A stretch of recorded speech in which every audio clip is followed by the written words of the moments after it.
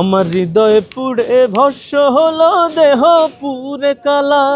ছোটবেলায় বসে আছি, আমি টেবিল বাজাচ্ছি, আমি খাইতেছি, আমি মানে থালা বাজাচ্ছি, এটা নিয়ে বহুত মার খেয়েছি আমার আব্বুর হাতে, যে খাওয়ার সময় কেন সব। কিন্তু মানে ব্যাপারটা হচ্ছে আমার ভেতর থেকে আসলে জিনিসটা কাজ করে, মিউজিকের প্রতি একটু বেশি টান আসে। পিরিতে ভীষণ জ্বালা। এত স্টুডিও ছিল না, একটা গান রেকর্ড করতে গেলে অনেক গান মানুষ শিখে পড়ে তারপরে মানুষ যায় স্টুডিওতে যায় গান রেকর্ড হতে। এখন তো আমার কাছে একটা ফোন আছে, মানে আমি ঠাস করে গাই আমি ফেসবুকে ছেড়ে দিচ্ছি, এটা ভালো হোক বা এটা আদতে গান হইতেছে কিনা এটা দেখার বিষয় না, আমি গান ছেড়ে দিচ্ছি।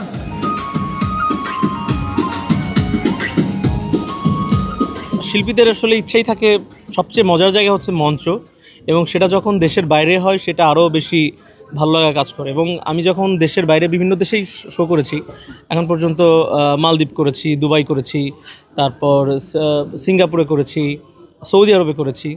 সো যেটা হয়েছে, আমরা যখন দেশের বাইরে যাই, প্রবাসী মানুষ যারা আছেন তারা যে আমার গান কী পরিমাণ পছন্দ করে, বা সামনে থেকে যখন প্রবাসীদের এক্সপ্রেশনটা দেখি গান গাওয়ার সময়, তখন আসলে ভীষণ ভালো লাগে, আমি বেশ এনজয় করি ব্যাপারটা। আর হ্যাঁ, সম্প্রতি কয়েকটা দেশে যাওয়া হয়েছে, দেশের মানে প্রোগ্রামের জন্য, বেশ এনজয় করেছি। আমি অলরেডি 9 তারিখে আবার যাচ্ছি সৌদিতে, রিয়াদে। সেখানেও আমি খুব এক্সাইটেড যে সেখানে গিয়েও অনেক সুন্দরভাবে কনসার্ট হবে। আমার প্রবাসী ভাইয়েরা আমার গান পছন্দ করে, এর পেছনে কিছু কারণ হতে পারে। আমি প্রবাসীদের নিয়ে সবথেকে মানে জনপ্রিয় যে গানটা টাকার মেশিন, ওটা আমারই করা। এবং প্রবাসে মানে মিডল ইস্টে বিশেষ করে যে ধরনের ফোক গান মানুষ শুনে, আমি বেসিক্যালি ওই ধরনের গানই গাই, দ্যাটস ওয়াই হয়তো বা মানুষ কানেক্ট করতে পারে। স্কিন শুষ্ক রুক্ষ হয়ে যাবে বলে কি বাইরে যাবে না? জাস্ট 1 2 3 4 করো, স্কিনটাকে রিভাইভ করো। আজকের যে গানটা, এই গানটা একটু ফোক ঘরানার মধ্যে একটু আইটেম বলা যেতে পারে, একটু রিদমিক আর কি, যে গানটা বাজিয়ে ডান্স করা যেতে পারে। অনেক বেশি রিলস টিলস হবে বলে আশা করছি, তেমন ধরনের একটা গান। গানটা লিখেছে আমার খুবই পছন্দের গীতিকার সোহেল খান ভাই, সুর সঙ্গীতায়োজন আমার নিজের করা, এবং গানটা গেয়েছে আমি এবং পুষ্পিতা মিত্র। গানটা সালমান ভাইয়ের ভিডিও ডিরেকশনে হচ্ছে, চমৎকার করে আপনারা দেখতে পাচ্ছেন এফডিসিতে ঝলমল একটা আয়োজন, বেশ ওনার ডিরেকশনে হচ্ছেন। সো আমি খুব এক্সাইটেড, আমাদের এমএনডি মিউজিক ইউটিউব চ্যানেলে গানটা আসছে খুব তাড়াতাড়ি। ছোটোবেলায় বসে আছি, আমি টেবিল বাজাচ্ছি, আমি খাইতেছি, আমি মানে থালা বাজাচ্ছি, এটা নিয়ে বহুত মার খেয়েছি আমার আব্বুর হাতে, যে খাওয়ার সময় কেন সব। কিন্তু মানে ব্যাপারটা হচ্ছে আমার ভেতর থেকেই আসলে জিনিসটা কাজ করে, মিউজিকের প্রতি একটু বেশি টান আসে। সো ছোটোবেলা থেকেই ছিল।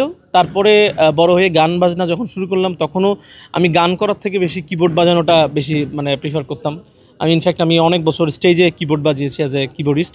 সো ইনস্ট্রুমেন্টের প্রতি আলাদা ঝোঁক, এবং মিউজিকটা বোধহয় আমি করবো জন্যেই, আমি অন্য কিছু করতে পারি না। সো আমার ভেতর থেকে শুধু মিউজিকটাই আসে, মিউজিকটাই আসে। সো এই জন্যেই আমার যেহেতু মিউজিক ডিরেকশন প্রফেশনে আছি, সব কিছুই বাজাতে হয়, গিটার বললেন, কিবোর্ড বললেন, ড্রামস বললেন, করতে হয় টুকটাক। আগে তো অবশ্যই legendary musician, legendary music director ছিলেন, লিজেন্ডারি সিঙ্গার ছিলেন, তাদের তুলনা তারা নিজেই, তাদের মতন আমরা কখনো হতেই পারবো না। But at the same time আমরা এটাও বলতে পারি না যে এখনও কোনো ভালো গান হচ্ছে না, এখনও অনেক ভালো গান হচ্ছে যেগুলো টিকে যাচ্ছে। হ্যাঁ, আমি আমার গান নিয়েই বলছি না যে আমার গান খুব ভালো, তারপরেও আমি দু একটা গান বলি, যেমন আমার পিরিত ভীষণ জ্বালা, সেটার বয়স অলরেডি আমার প্রায় 7 বছর হয়ে যাচ্ছে। আমার টাকার মেশিন প্রায় 7 বছর হয়ে যাচ্ছে। সো আমি তো শুরুই করলাম 15 বছর ধরে, তার মধ্যে 7 বছর একটা গান এখনও টিকে আছে, এখনও সমানতালে জনপ্রিয়। বা আমার সাথে আমাদের সমবয়সী যারা আছেন অনেকেরই গান টিকছে। এবার পার্থক্যটা হইতেছে যে আগে গানের সংখ্যা খুব কম ছিল, এবার বর্তমানে গানের সংখ্যা অসংখ্য গান হচ্ছে, মিউজিক ডিরেক্টর অসংখ্য, ভালো খারাপের প্রশ্নে আমি যাচ্ছি না, শিল্পীও অসংখ্য। আগে এত শিল্পীও ছিল না, এত মিউজিক ডিরেক্টরও ছিল না, এত স্টুডিও ছিল না। একটা গান রেকর্ড করতে গেলে অনেক গান মানুষ শিখে পড়ে তারপরে মানুষ যায় স্টুডিওতে যায় গান রেকর্ড হতে। এখন তো আমার কাছে একটা ফোন আছে, মানে আমি ঠাস করে গাই আমি ফেসবুকে ছেড়ে দিচ্ছি, সেটা ভালো হোক বা এটা আদতে গান হইতেছে কিনা এটা দেখার বিষয় না, আমি গান ছেড়ে দিচ্ছি। দ্যাটস ওয়াই গানের সংখ্যা অনেক বেশি, এই জন্যে ঝরে যাচ্ছে অনেক বেশি, ভালো গানের সংখ্যা কম।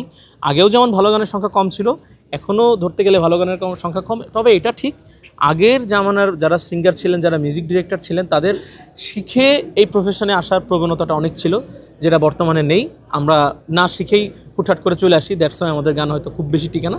But at the same time এটাও বলা যাবে না যে কোনো ভালো গান তৈরি হচ্ছে না, হচ্ছে, সংখ্যায় কম। আমি যতটুকুলো সিনেমাতে কাজ করেছি, এটা সবসময় গল্পের প্রয়োজন হয়, প্রডিউসারের কোনো প্রয়োজন থাকে না। গল্প যদি চায় আপনার দুঃখের গান, আমাকে দুঃখের গানই দিতে হবে। গল্প যদি রোমান্টিক চায়, আমাকে রোমান্টিক গানই দিতে হবে। শিল্পীদেরও কোনো ইচ্ছা নেই, আমরা তো শুধু সেই ক্যারেক্টারটা প্লে করি। সো গল্প যেভাবে লেখা হয় সেভাবে গানগুলো করতে হয়। দুঃখ ব্যতীত কখনো কোনো মানুষ হয় না, সেটা আপনি কোন দুঃখ বোঝাচ্ছেন আমি জানি না।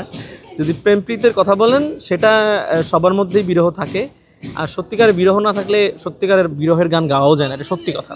তো আমি অত বেশি মানে ঘুরাই পেঁচায় উত্তর দিব না যে না গীতিকার লেখে। অ্যাকচুয়ালি যদি শিল্পীর সবার মধ্যে বিরহ থাকে, সবাই কোনো না কোনো সময় কোনো না কোনো জায়গাতে কষ্ট পায়, তো সবার মধ্যেই থাকে। আমিও যেহেতু মানুষ, আমার মধ্যে টুকটাক থাকতেই পারে, অসম্ভব কিছু না আসলে। এই গানটা লিখেছিল রিপন মাহমুদ ভাই, সুরসঙ্গীত একজন আমার ছিল, আমি ছোটো করে গাইছি।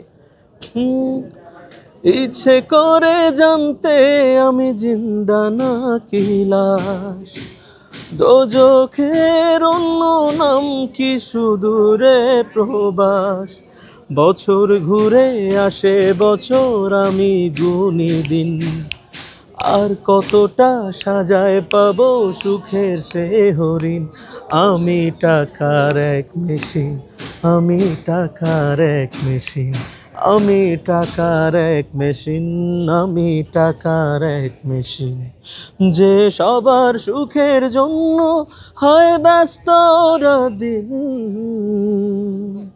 আমি টাকার এক মেশিন, আমি টাকার এক মেশিন।